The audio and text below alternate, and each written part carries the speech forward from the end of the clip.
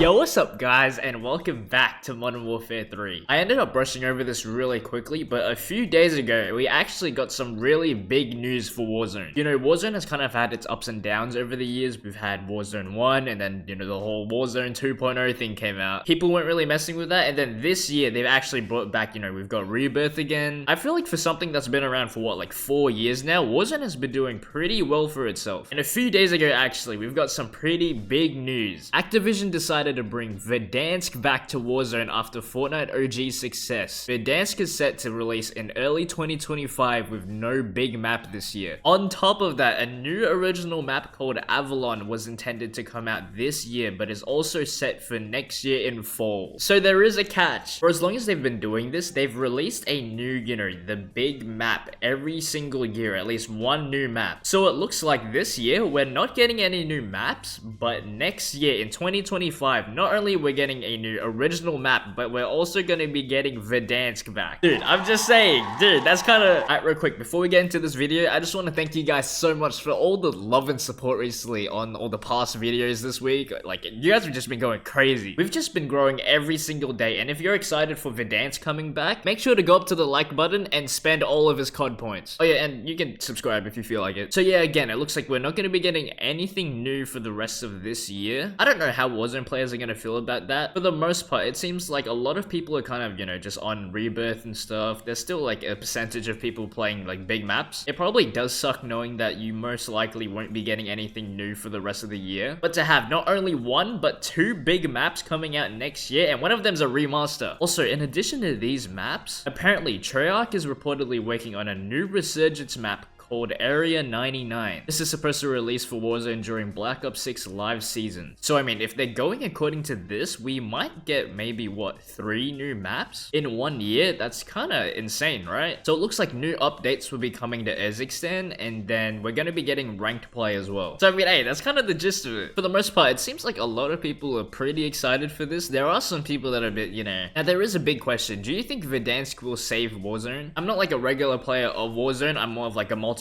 person, like you guys know me. I'm not sure how it is in that community, that side of the game, but from looking outside, you know, it's most likely that Warzone will never be at, you know, the height that it ever reached, like that ceiling. Though I do think it is doing pretty well for itself. Warzone will never reach those heights again because of, you know, circumstances. I think it is a given, and a lot of people do agree the success of Warzone, the initial success, a lot of it kind of contributes to, you know, the pandemic, a lot of people staying inside and stuff. I'm not saying that like it's a bad game or anything, but that factor of, you know, everyone was inside, there was nothing to do, it definitely helped the game more than it didn't. Now, something I do think is a big issue is I think a lot of people do not remember Verdansk like I do. Nostalgia blinds a lot of people, especially in a time like the pandemic where everyone was, you know, just chilling, a lot of people were playing games and stuff. That's like a core memory for everyone. But so Verdansk is like, it's not a terrible map, it's not as good as we remember. I promise you, it is not as good as we remember. If they're planning on porting the old original map back into, you know, our new Warzone, it might be a bit like, it's a lot of weird and different factors. Like Warzone then is not Warzone now. There was a lot of different like map design issues, game design issues. Those two things were kind of working hand in hand, and people do not remember how much we were complaining about stuff back then. Like, it's definitely not like all sunshine and rainbows and stuff. People do not remember all the big issues we had with that game.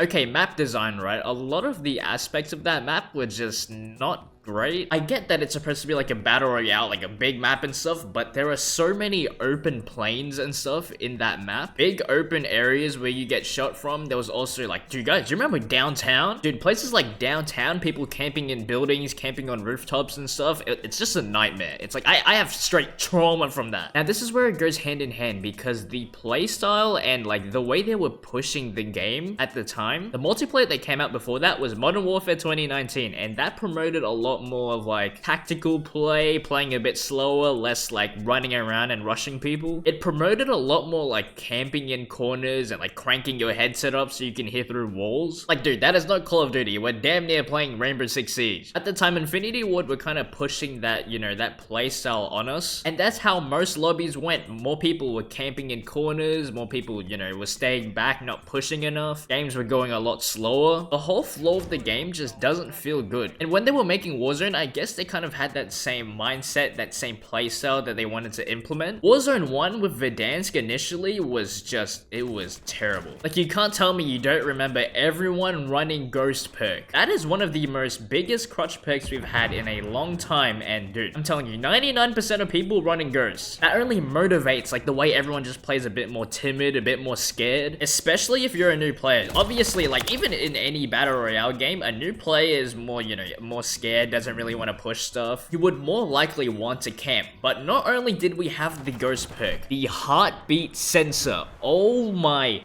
This thing was, oh my, it was genuinely so bad. Dude, I'm telling you, 90% of the lobbies is just Ghost perk and then heartbeat sensor. That was way back when, like, if you put on Ghost, you couldn't see people on the map, or you couldn't, like, UAVs and stuff won't work. Heartbeat sensors were so strong. They didn't have, like, the batteries and stuff in them, so you could just, like, spam it infinitely. Those were the biggest crutches in Warzone 1, and it didn't help that, you know, this big map, Verdansk, like, it only promotes that playstyle even more. But obviously now, that's not the same game. Things are different. I'm pretty sure Ghost isn't as strong. I'm pretty sure the heartbeat sensor isn't as strong. I'm genuinely curious to see, like, how would people play the game now? Because it's really not the same. On top of that, I'm kind of hoping that they change the design around, or like, I think we 100% need those, you know, those big redeploy balloons. It's a pretty common thing now, but if they were to bring back the old map, like that didn't have any of those. We 100% need those redeploy balloons. Also, like vehicles and stuff. Vehicles used to be disgustingly strong in Warzone, like the berthas and stuff. There's literally times when if you're playing solos, the last circle is just like 5 berthas doing circles around. It got to a point where it was just whoever has the strongest truck wins. So again, I'm not sure. There were a lot of different issues that were apparent when, you know, the old game was out, but this isn't the same thing. I genuinely think Warzone can only benefit off this. Same with the likes of, you know, the Fortnite OG map coming back and stuff. I reckon a bunch of new players, old players, a lot of people are gonna come back to this, but give it like a while, I think nostalgia will set in, and then I don't know. I don't think the game will. I think the initial first few weeks will be good, and then I don't know. It might just dip down a bit again. Again, I could be wrong. A lot of people genuinely really enjoy that map, but I don't know if it's enough to, you know, save the game. Okay, this is me editing the video right now. I completely forgot Black Ops 6 Omni movement in Warzone. Okay, that might be kind of crazy. Okay, now that might save Warzone. In truth, I don't know what's gonna happen, but the inner Call of Duty player in me, it'd be cool for a few weeks, but then it'll probably start dipping. I mean, like, that's just the way it is, dude. Like, Call of Duty has just been like this for as long as I can remember. I am pretty excited though. I can't wait to play it again. Alright, anyways, I love you guys so much. I'll see you around.